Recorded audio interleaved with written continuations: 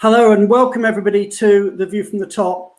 We're live on LinkedIn, we're live on Facebook, and we're live on YouTube. And we've got a great show for you today. It's going to be really, really exciting.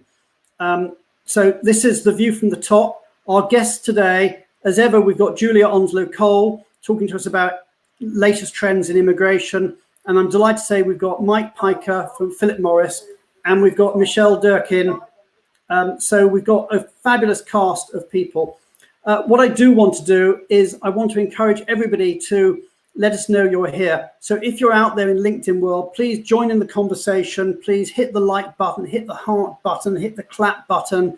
Let us know that you're here.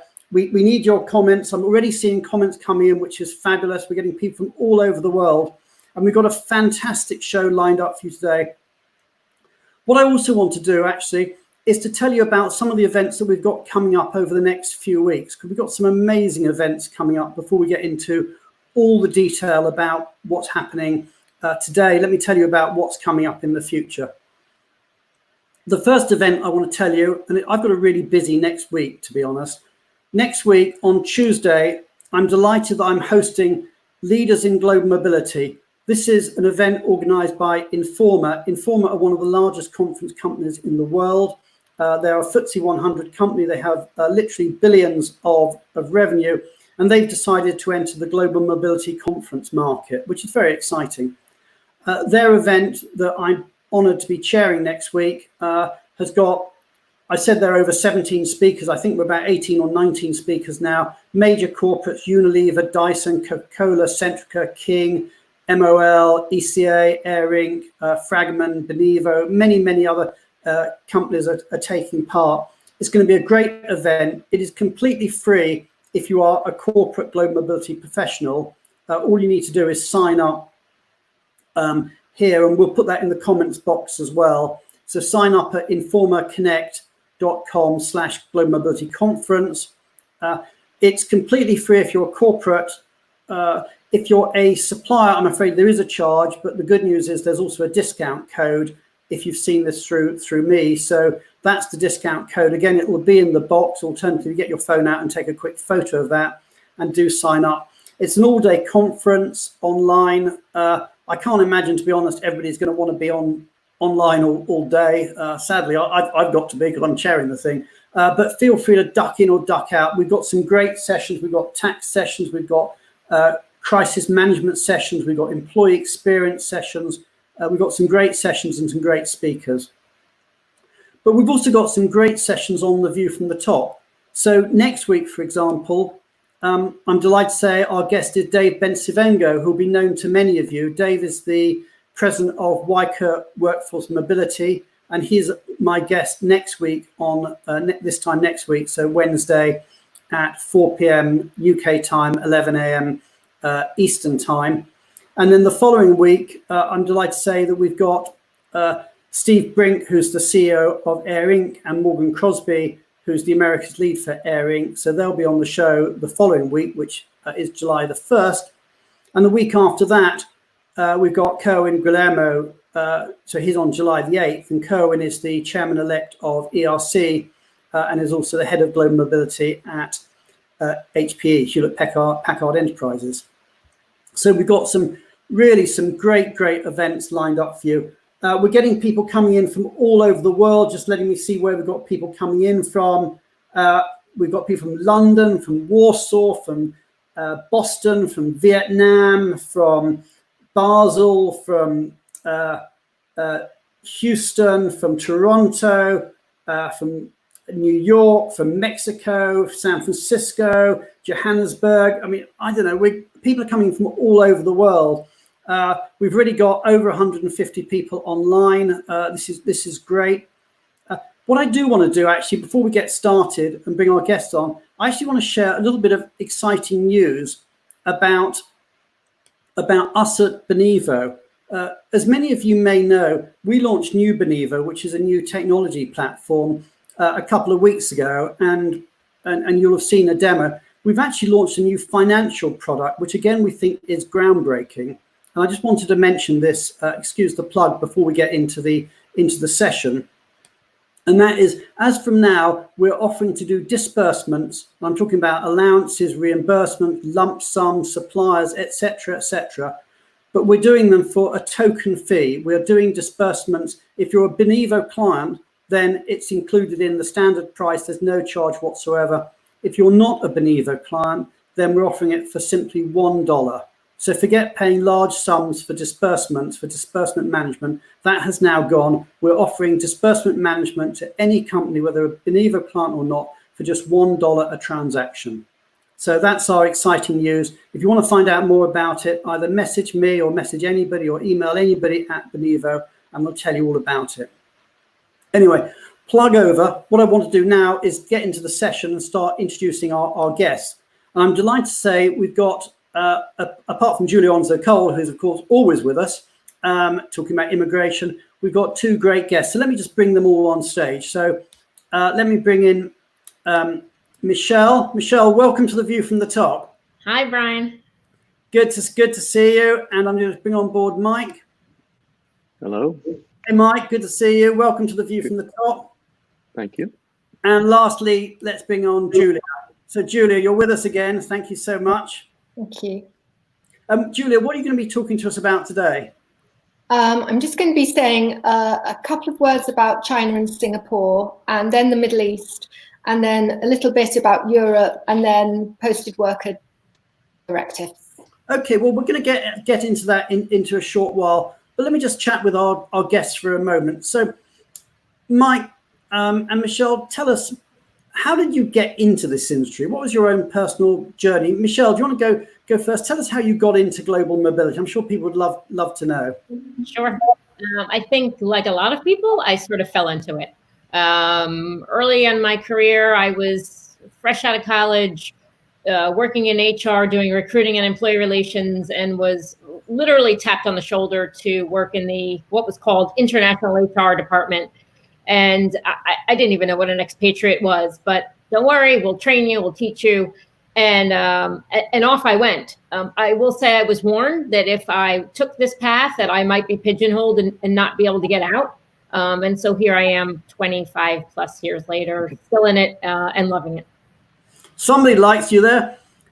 Heather Tuttle, Michelle is a star. There you go. Hi, Heather. There you go. Getting loads of comments coming in. We've got 225 people on board now.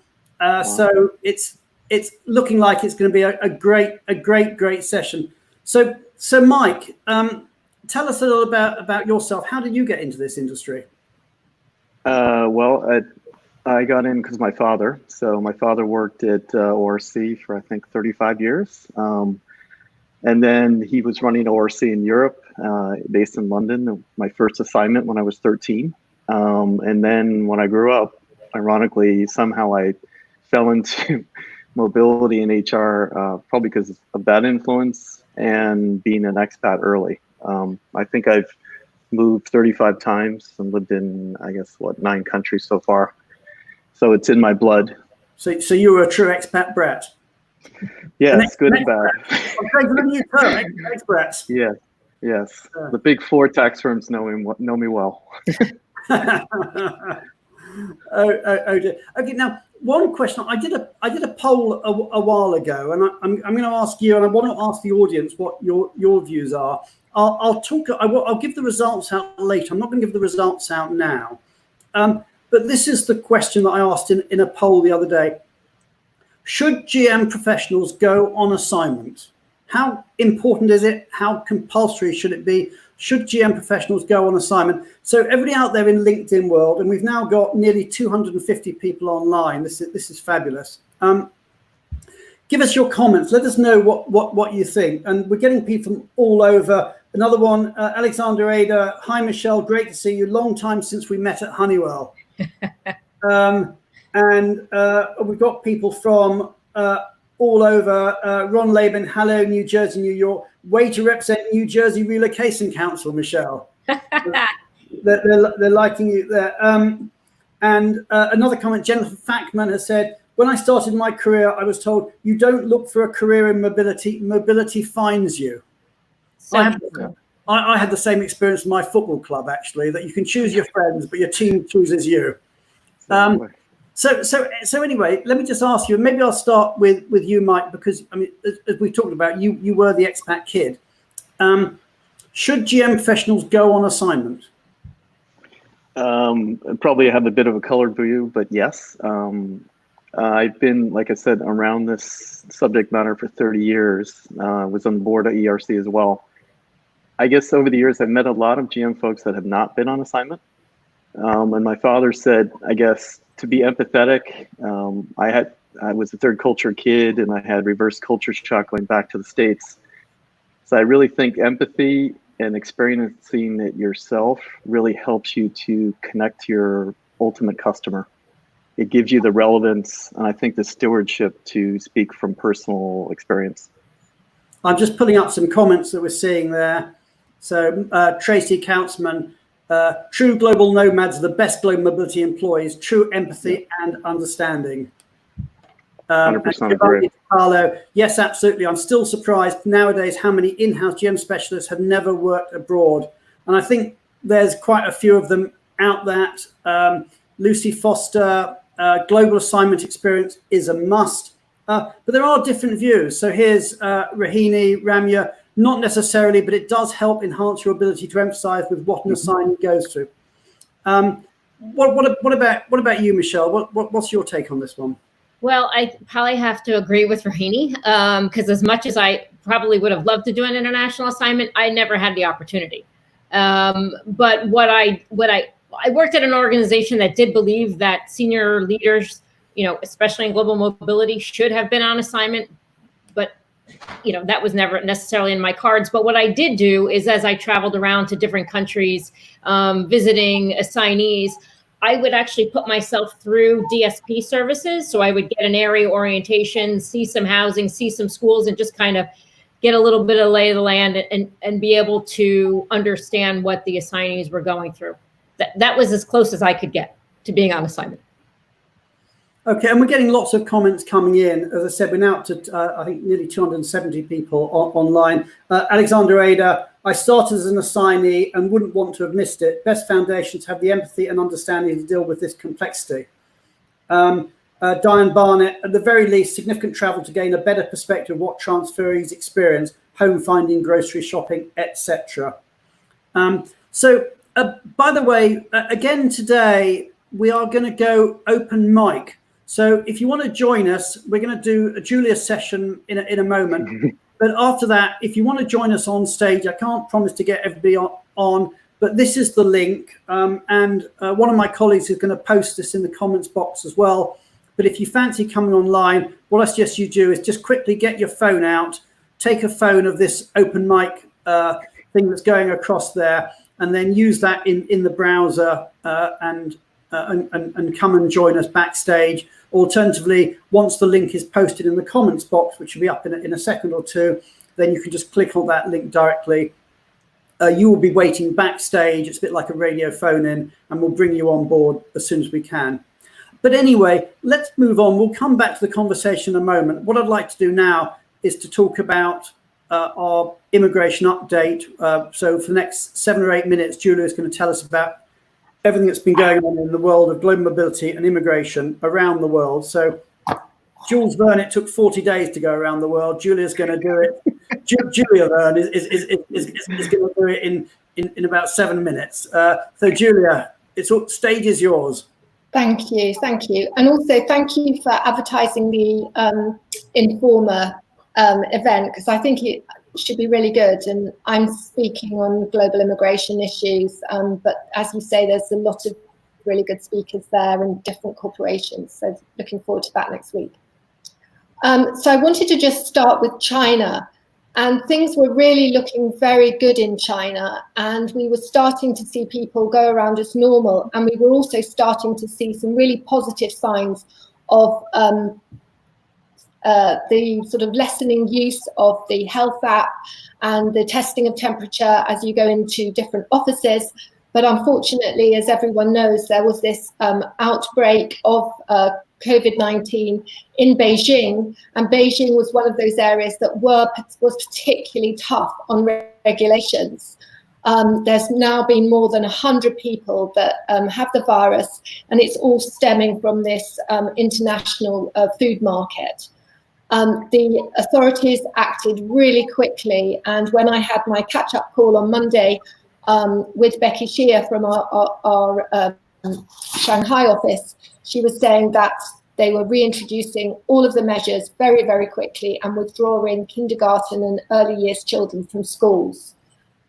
On the positive side, we are seeing more and more letters of invitation being issued, which is great. We've now seen them be issued in 17 countries. And also, which is another sort of positive piece of news, is that we are seeing new work visas being approved in the US, Japan, Korea, and Germany. So moving on to Singapore. Singapore, again, internally, it's getting back to normal. Obviously, when I spoke to my colleague, Mark Buchanan, on Monday in Singapore, he was saying that the news from Beijing was obviously being watched very carefully in Singapore, and also because of this extra little spike in South Korea that we talked about a couple of weeks ago. One thing he said that was really important for everyone to understand is that the Ministry of Manpower website clearly says that they're not processing employment passes from overseas, and that any such applications are unlikely to be approved. But that's not what's happening on the ground. We've actually made several applications that have been successful for senior employees. We've had a few for junior people that's been rejected, but it's certainly worth everyone trying, and I would really urge you to try. And obviously you still need the pre-approval process, but you know, if you really need to get someone in, you should really try and make those applications. Turning to the Middle East, what we're seeing in the UAE now is almost 100% staffing levels in the government, and that means that most applications can be processed. There's about 200,000 UAE residents that are stuck outside the UAE, and every day we're being asked for more information about when the travel ban is likely to be lifted. And there had been rumours that it was going to be lifted on the 23rd of June, and the government was saying, well, further announcements are coming, but none of them were. So what we think is happening is that there are negotiating travel bubbles, travel bridges between different countries, and that will allow a framework for people to start travelling without operating strict quarantine rules. So hopefully next week we'll have some further information about that. In the UK, as you know, we've implemented this quarantine. The UK is seeking to negotiate, again, travel bubbles or travel corridors, particularly for holidaymakers. I think you will have all seen that this morning the Spanish government threatened to impose quarantine on British citizen visitors if we didn't lift our quarantine rules for Spanish visitors coming to the UK. So we know that the government's actively negotiating these international agreements.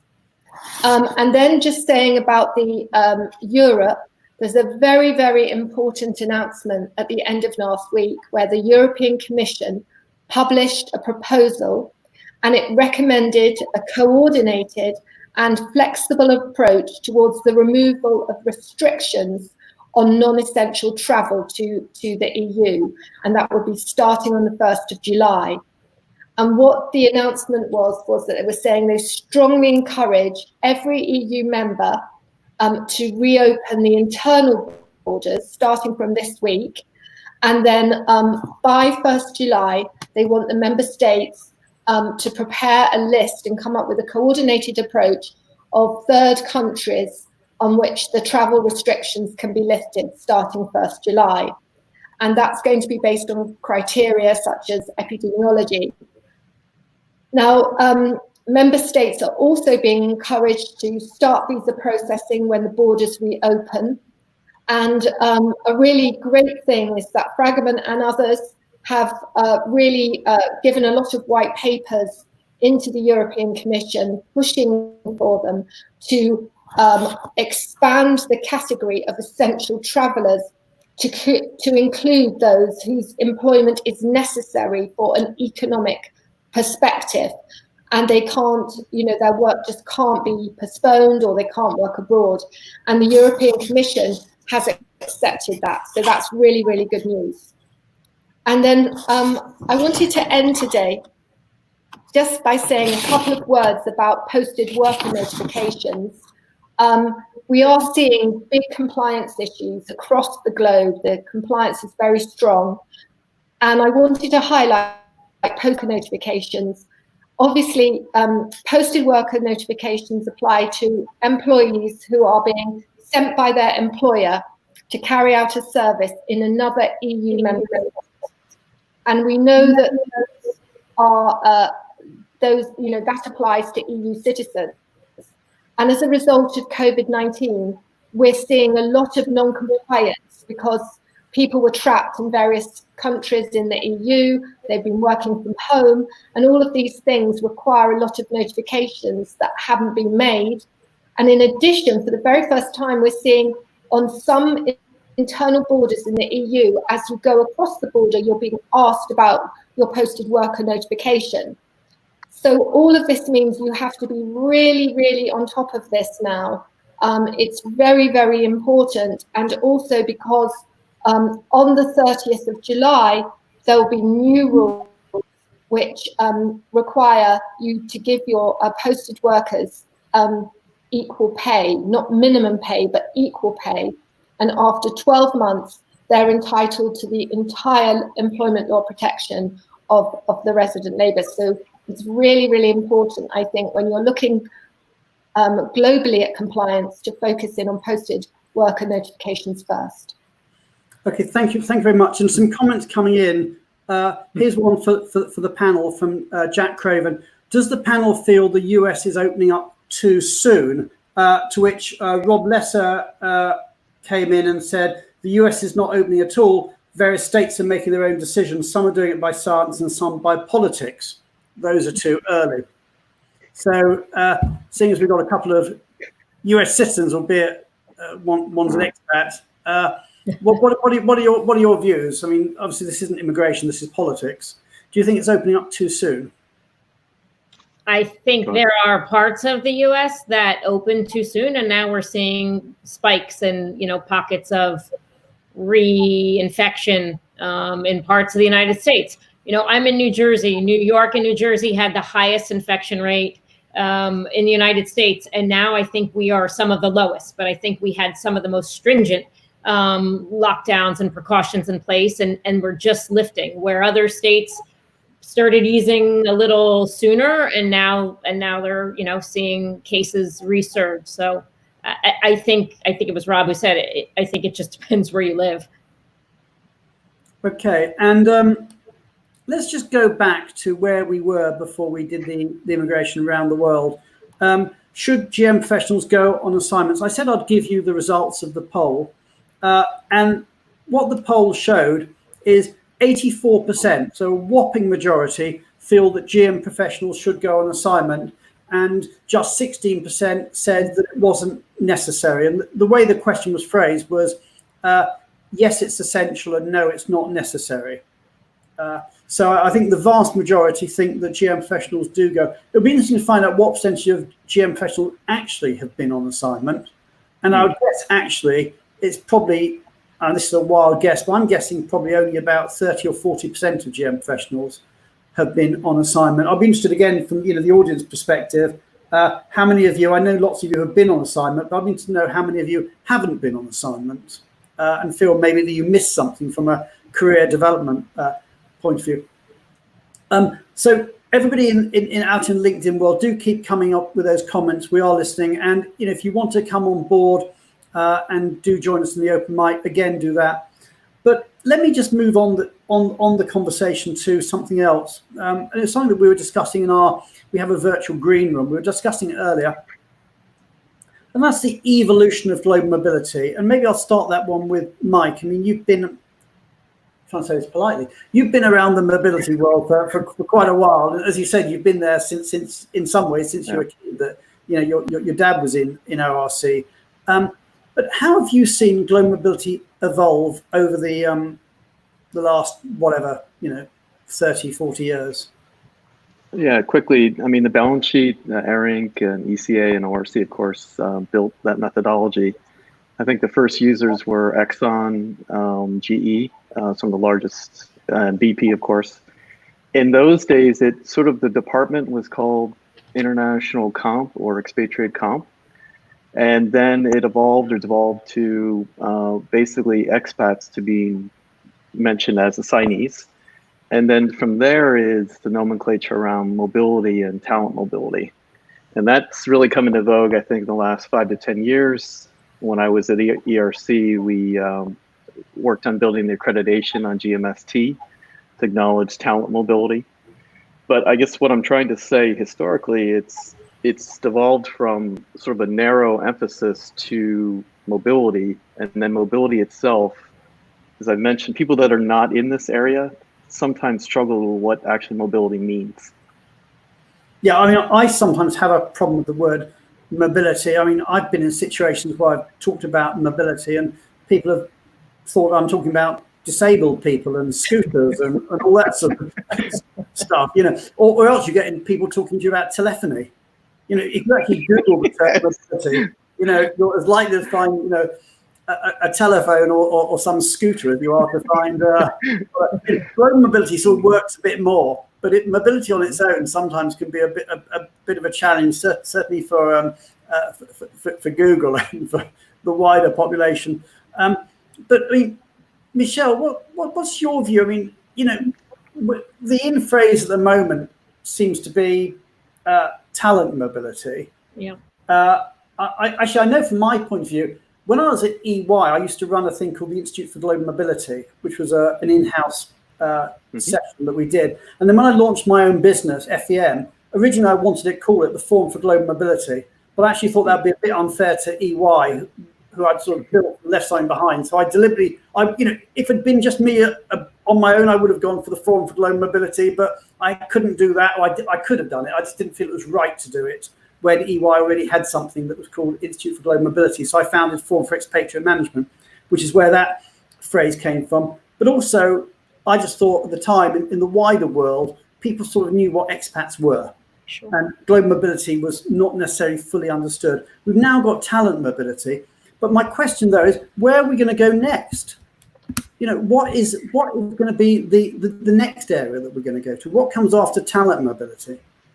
I don't know that I have the answer, but I do agree. I think global mobility has been misleading. I don't know that it actually gives us justice for what we do day in and day out. I do think the talent mobility is a bit more helpful, because then now people know you're talking about people. So where it goes next, I'm not sure. But going back to Mike's earlier point, kind of about that evolution. You think about, when you look up the word expatriate, it's something about, living, working outside your country. And really, you could say that all assignees are expatriates, but not all expatriates are assignees, because there's plenty of people who have picked up and they're living somewhere else and they're not necessarily an assignee. It could be the beach bum living in Australia. So I think the term expatriate probably isn't necessarily the right term for our world. Assignee may not be the right term. Talent is probably closer. And what's next? I don't know. I wish I had that crystal ball. I think all those like working from home and the working from anywhere policies, they don't really fit with mobility, do they? No. It does raise the question. Actually, before we get on to that, I'm just going to take a technical question for you, Julia, that's come up. And I should explain to people in LinkedIn world that the way this works, although we are live, there's about a 2 or 3 minute a gap between us speaking and it appearing on LinkedIn. So sometimes do excuse us if we don't deal with your questions immediately, because there can be a bit of a delay and we're seeing them a bit later. But I've got a question for you, Julia, from Trish McDonald, who's the Director of Global Mobility at Westinghouse. And she says this: we are bracing ourselves for an immigration proclamation to be issued that may ban entry of non-immigrant work permit / visa holders into the US. Any new information, Julia Onslow-Cole? None I can tell you. But I think we're amongst friends, so it's just a private conversation. If you've got any gossip, do share. Well, I think the difficulty is there is a lot of gossip coming, but I think the trouble is that things are moving very, very fast. There's lots of different conversations going on.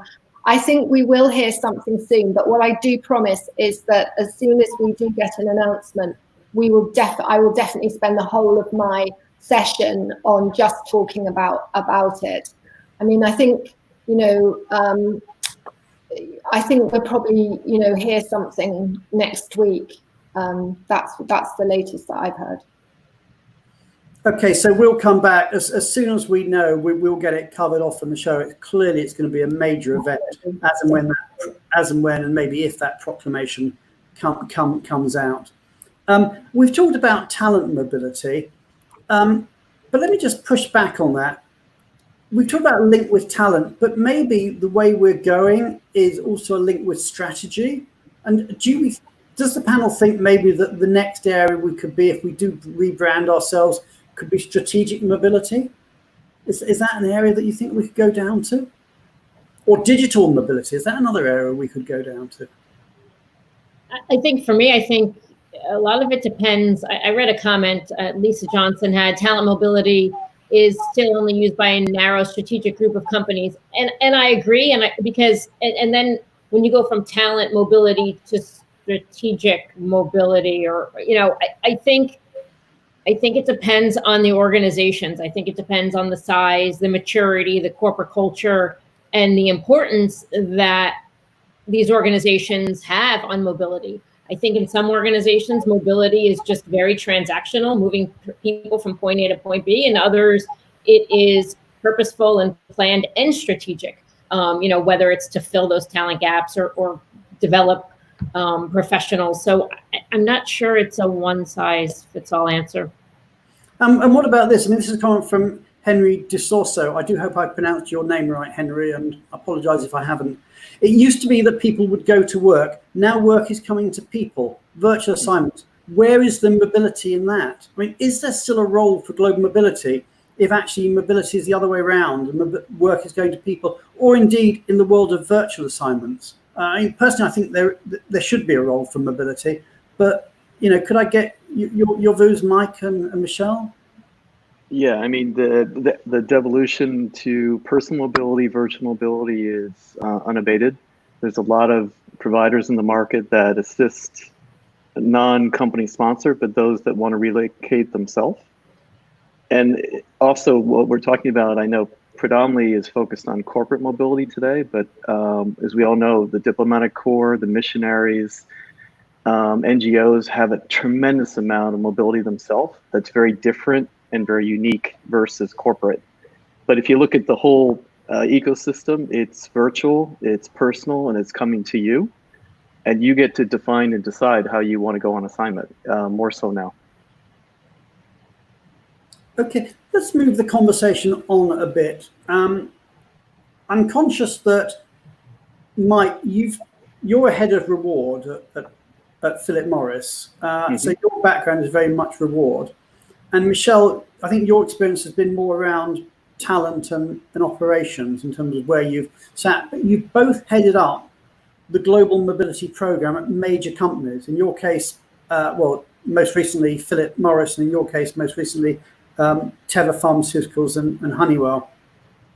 So my question is this, and I really love to know what everybody in the audience out there thinks. So if you're out there in LinkedIn or Facebook or YouTube, do feed into the comments box.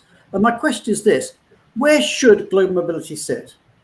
Which function? I mean, I did a poll on this, and there's various alternatives. I won't tell you the answers yet, but in terms of where global mobility should sit, you could say, well, clearly global mobility is a reward function. It's all about expatriate compensation. It's all about packages. It's about tax. It's about immigration. It fits in with the techie people in reward. Or you could say the global mobility is all about career development. It's all about ensuring the right people in the right place at the right time. It's all about performance. It should be sitting in talent. Or you could say that actually global mobility is about just ensuring that things happen. It's about moving the pieces of paper so you can move the person. It should sit in operations in a center of excellence. Or you could say, no, global mobility is way, way too strategic. It needs to really have the ear of the VPHR, and it should be a direct report into VPHR. So those are four very different arguments. If I wanted to, I could probably create a fifth argument and say it should fit in tax or immigration or something like that. So but I won't go there. So Michelle, do you want to go first? Where do you think reward should sit? And if I ask the audience to tell us, to feed in where they think it should sit, but also where it does at the moment in their organizations. Yeah, Michelle, go for it. So I think the best two examples I've seen in my career, one where global mobility was sort of its own COE, reporting into the VP of HR. I think there were pros and cons to it, but at the same time, you were identified as a center of excellence, and there was some special nuances. However, in a later organization, it sat under global talent management. And within global talent management, you had mobility, talent acquisition, total rewards, and compensation all reporting into one leader. And that really kind of lent itself to the ability to really kind of have those opportunities to have cross-functional discussions amongst your direct peers reporting up to the same person within talent acquisition, within the comp and ben space, within the total rewards. And so I think the first time we all got in a room together, we looked at each other like, how do we work together? Where are those similarities? But over time, there really were a lot of opportunities for us to collaborate and come together for the better of each of our organizations. So it's my most recent, but it's probably one of the best examples that I've seen. Okay, and Mike, where are you on this? Where do you think mobility should sit?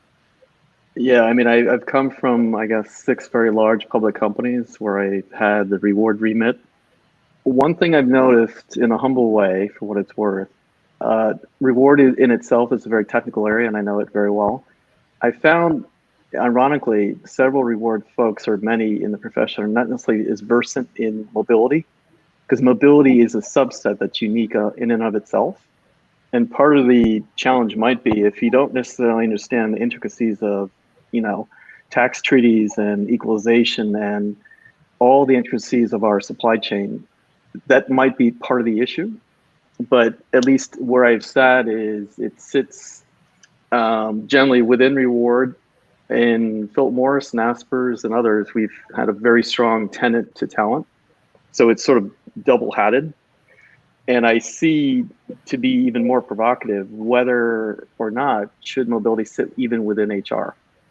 Give you an example. Short-term business travel tracking is a nightmare to track.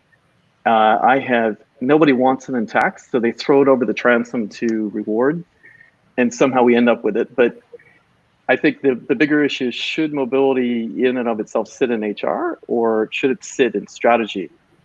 Because each one of the assignees typically a 3x of their base comp cost. So they're an asset that should be used as sort of a strategic weapon to basically put talent in the right place at the right time. And the cost basis is as we know, extremely high. We're getting loads and loads of comments in on this. I'll see if I can just push a couple. This is very provocative topic. Big issue. Trish McDonald, mobility should sit within HR, not in comp, not in talent, but in a center of excellence who partners with all the other sub-functions. Going the other way, Jeremy Chander, Jim must have a seat at the strategic board level. And then some of the other comments, is there an opportunity for a global mobility manager and a talent mobility manager? I'm not sure in the world of budget cuts, we're going to see so much of that. But other comments, reward and comp managers must understand global mobility as a strategic function, not treat it just as a transactional service for business. I mean, I'll tell you, I was the global head of what was called human capital for one of the big 4 firms back in the day. And there was always a fight going on whether human capital, which I suppose these days is more often known as people advisory services, but whether it should sit in tax and legal or whether it should sit in the consulting practice. It was a major debate. And I had a managing partner, now retired, I won't mention him, but he famously turned around to me at one point and said, you've got to understand the world is split into two types of people, dope smokers and pointy heads. And he said, you're either a dope smoker or you're a pointy head, which I suppose is another way of saying you're either left brain or you're right brain.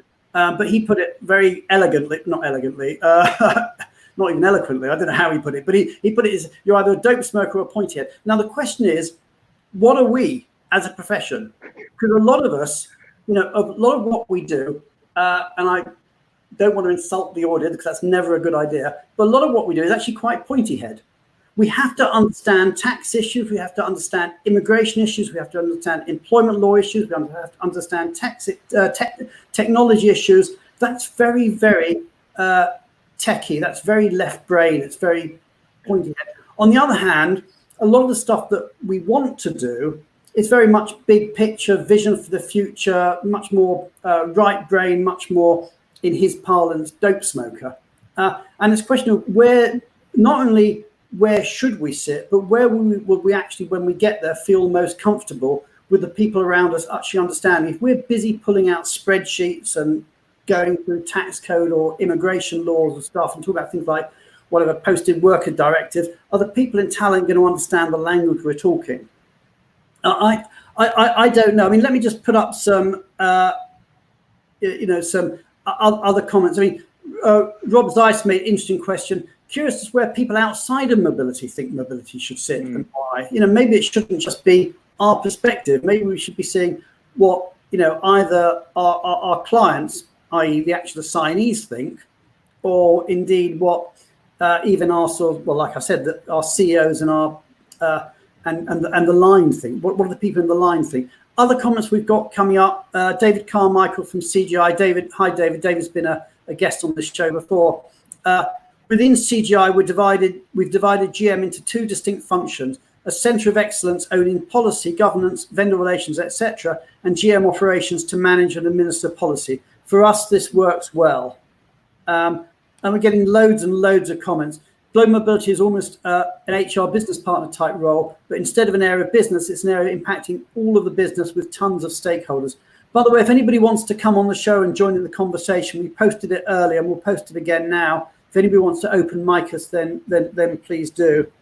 Other comments here. What about the future? Maybe the future of talent mobility will be in global workforce planning. I know nobody's talking about talent mobility, but I always take the view that whenever a phrase becomes in vogue, it's probably about time for it to change on to the next one. And whatever phrase we're using now, we'll be using a different one in 6 months, not 6 months, in a year or two's time. So anyway, let me just go back and I can just tell you what the audience said, because when we asked that question, just bear with me, I'll just pull it up. Here we go. When we asked the question of the audience where it should sit, this was the polling response we got. Only 18% think that global mobility should sit in reward. Now that sort of surprised me because I don't know the numbers, but I would guess probably about 60 or 70% of global mobility professionals sit in reward at the moment. Again, in LinkedIn world, please let us know where you guys sit, those you've got in-house roles. 33%, so a third, thought it should sit in talent, and 35%, so basically another third, thought it should sit in direct to the VPHR, but only 13% thought it should fit in operations. How does that feel to you guys? I mean, we've got a pretty broad split there. I mean, clearly there's loads and loads of different views. Well, for me, it aligns to my experience. Either the talent side or the direct side. But, like you're saying, you think that you're surprised that the 18% is low. So, yeah, I would be curious to hear from folks who are listening in, where are they sitting? Or maybe that's another one of your polls, Brian. Where are people sitting? Yeah, absolutely. I mean, comments coming in. So we'll come back to you in a second, Mike. But comments coming in. Giovanni De Carlo, global mobility is probably the most complex and constantly evolving practice within HR. Trish McDonald, agreeing with Giovanni. And Des McKell, it's less important where it sits. This will depend on each company and culture. More importantly, what it achieves and drives as a function. So those now, I mean, some people say it should be matrix management and should report to both. Personally, I've never had a good experience with matrix management. I tend to be of the view that matrices don't work. You need a clear, solid line and a dotted line. Having two bosses is normally, in my experience, maybe to my own experience, is a recipe for disaster. But Mike, you know, where are you on all this, having seen the poll? Well, yeah, I mean, there's the aspirational goal versus the current reality. So this, perhaps, humble view might be intent or desire from the audience within our own profession. But I would agree with you, Brian. Like I said, 30 years doing this in 6 very large companies in all different industries that reported in the CMB. Was that the right decision? Probably not. And I'm the first to say, if I can hand it to somebody that's more versed in it, I'm happy to do so. But it is a profession that probably has the most complex supply chain I've ever seen in my life. The interdependencies of supply to move somebody from point A to point B are so complex. I don't know if workforce planning and talent by themselves can handle every aspect of every part of that supply chain. And Julia, from your perspective, I mean, Fragment obviously have got massive market share. So you probably see, you know, probably more clients than most people from around the world.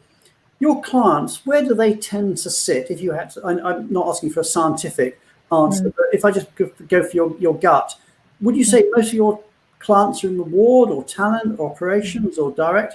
What do you think the reality is? I think it's a real mixture. I mean, the numbers are a reflection of your polling, but it is a real mixture. I really like what Diane said about the words, you know, global workforce planning. I think that's, as a lawyer, I love words, so, you know, but that seems much more apt description of what everyone's got to be doing now, and especially, you know, the planning bit of it. I think the strategy, you know, maybe global workforce strategic planning or something, you know, that's really what everyone's going to be thinking about, and it's going to be regardless of actually physically moving or. But sitting where? Where should it sit, or does it not matter? I mean, who should your boss be? I think ideally in its own centre of excellence. It's so strategic to the whole growth agenda of an organisation. Okay, and the direct is, I suppose, is what we had is the 35%. But are we consensusing around that? Can't even be a word. Are we coming to a consensus around that, or? I mean, where do an open mic to see what the audience thinks, but yeah, I'm not getting to be coming on the open mic. Where are you guys? They're too shy. But to Julia's point, in workforce planning, when I was at Mercer, for example, the oil and gas companies, Shell, BP, are awesome at strategic workforce planning. And if you've got 5,000, 6,000 expats like those companies do have, that's what I call the penultimate standard of high-end strategic, right place, right time, right cost. And the oil companies historically have done that very, very well. You know, and I think it's interesting, as I've moved to different organizations and seen different programs from the outside in, again, I think it's the maturity of these programs and of the companies and of the reason for using mobility.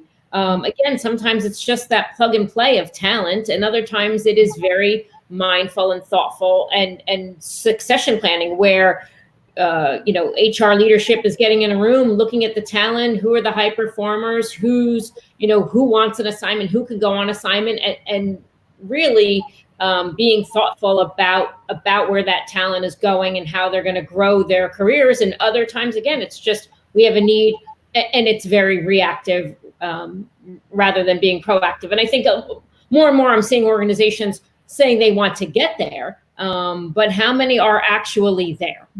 I think that's who knows what the percentage is, but the larger corporations that some of us are familiar with have that very, mature mobility infrastructure already set up, and the ones that don't, they want to get there. But I see that a lot. I'm having so many conversations with companies now where the people in global mobility are really wanting to drive new strategies that are really, really exciting. And then when I'm joining them for conversations with the business is just thinking exactly as it has for many years of home and home vacations from A to B, and you just can't get them away to think more holistically, more strategically. Right. But really, for the future of everyone, it's really important to be thinking like that. Yes. Okay, and let me bring somebody in from backstage. We've got Rob Lester about to join us. So, Rob, let's bring him up. Rob, how are you doing? Good. How are you? Good. Okay. What do you want to say or discuss with the panel? Well, so I had two things. One with it was talked about a little bit a while ago, but on this one, I think it really varies with the skills that the team has, as well as the culture of the company. And so every single one is going to be somewhat different. I don't think there's a general answer that's going to work for any more than one company, really. Everybody's got to do their own. So the other comment I had was on an earlier discussion that you were having, and that was relating to people being mobile versus jobs being mobile. And I think I've done a presentation on this, that there are jobs that are mobile, there are people that are mobile, and there are companies that are mobile. So depending on what it is, the right answer may be one or the other, and they're usually very different situations. Companies can move to where workforces are, jobs can move to where workers are, and workers can move to where jobs are. Okay, I mean, that's really helpful. So basically, you're saying there is no one size fits all. It's got to work with what works with the culture of the company. That brings me on to a second point, which, again, you might give me the same answer, although I'm going to challenge you. So it's a bit of a get out. But my question is this, and we haven't got that long left, and this is a big subject, so I expect we'll cover it again in another session. We've got about maybe a bit longer, maybe 10 minutes. What is the best way to run your GM program? This is going to be 101. So let me start with you, Michelle, if I may. You're going into a new company. And I'm thinking here about to what extent do you want to outsource, to what extent do you want to keep it in-house? And I appreciate there's companies out there that might have 1,000 assignees and have 4 or 5 global mobility people. And there might be another company with 1,000, they might have about 100 global mobility people. So people manage their programs very, very differently. Not necessarily more efficiently, because more stuff might be outsourced and, or more stuff done in-house. But what's been your experience? You've both worked, I'll address this first to Mike and Michelle. You've both worked in large organizations. Let me know, and we're getting a phone in the background. But if you just let me know what your view, what do you think is the best structure? Mike, you want to go? No one size fits all. As I said, giving examples, the Philip Morris has over 1,000 assignees. We spend $1.2 billion on the program. 150 or so people sitting in Krakow, Poland. Cardis is the RMC DSP. That's one model. I've worked at Cisco, where it's a very different model. I worked in in-source, co-source, and outsourced. If you get to perhaps a stage where you're, I don't know, maybe 300 to 500 or more, then you get into the technology in or outsourced stage. And this is a topic that I know all of us will debate for days on end. So there is no one right answer. But I will say, because of the convergence of the RMC DSP landscape with less choice, to be frank, the choice to outsource or co-source is also, it's becoming more complex to write the RFPs, to define and decide what and how you do outsource and when. So the buyer landscape has changed. The size of your program has a direct relevance to what stage you do that. Philip Morris has, several thousand people in Krakow, and they're zealously focused on basically a co-source outsource model in all areas, not just mobility. for example. Okay, and Michelle, where are you on that? I mean, I tend to agree with Mike. I know there's some old Honeywell colleagues on listening in, and we had this term of 360 mobility. We did have a very large in-house team, but we also used several service providers, and it didn't matter what service we were providing, whether it was tax or immigration, but everybody worked together for the good of the client. And there could have been competing, right? The immigration and the tax firm could have been competing in certain spaces, or tax and the RMC could have been competing in certain spaces, but everybody kind of bowled in their own lane, did their thing, came together. We would bring everybody, all the service providers together in a room once or twice a year. And, it's just a matter of working for the best of the organization, providing that experience to the assignees and to the HR community, and doing, what you do best, and again, for the best of the client. So, I don't know that there's a one size fits all, but, Honeywell was a very large, complex program. That type model might not work where there's 25 or 30 expats. So I think it depends. And Rob, in your experience, what have you found the best way of running a program? So both my internal experience as well as my external experience, the answer is all of the above. When you do a review of first, before you decide whether you're outsourcing or insourcing, you should do a comprehensive review of what you're offering and how you're doing it. Because a lot of times you may not need to offer all the things you're offering, and you may not need to do all the things you're doing. And so first you need to go through that process and decide what it is our product and our service that we're offering. What do we need to do in-house? What can we best do externally? What might not be done at all, need to be done at all? And what might be best for the employee to do on self-service models? So I think the answer is all of the above when you do a review of everything what you were trying to accomplish. And the answer is going to be, a mix. Obviously, some companies may, have a different balance than other companies, but I think you probably want almost all of them in every company. Okay, so thank you to Rob for joining us. I'm going to remove you from the stream in a moment, Okay. Rob. Thanks for being here, and hopefully we'll see you again. We'll see you again next week.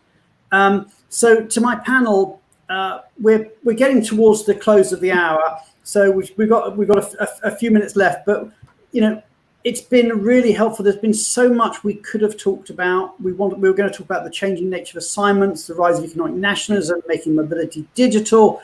We're going to try and pick up on some of these things next week. We've got Dave Bensivengo of Wyker, and actually when I've got Dave, I think I'll also probably try and get onto mergers and acquisitions in the RMC space, because I think that will be something that he will have a view on, and clearly is a very, very topical subject.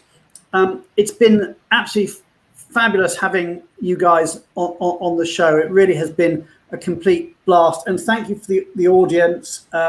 We've had some great interaction. We had nearly 300 people online, and I know that we typically get about 4,000 or 5,000 views over the following 7 or 8 days. What I would say, I just want to end up finally, I mentioned at the beginning, but I'm going to end up shamelessly with the plug that I said at the beginning, which is that we've launched the $1 disbursement. So if you're interested in any help with dispersing transactions for free if you're a client, or for $1 if you're not, then let us know.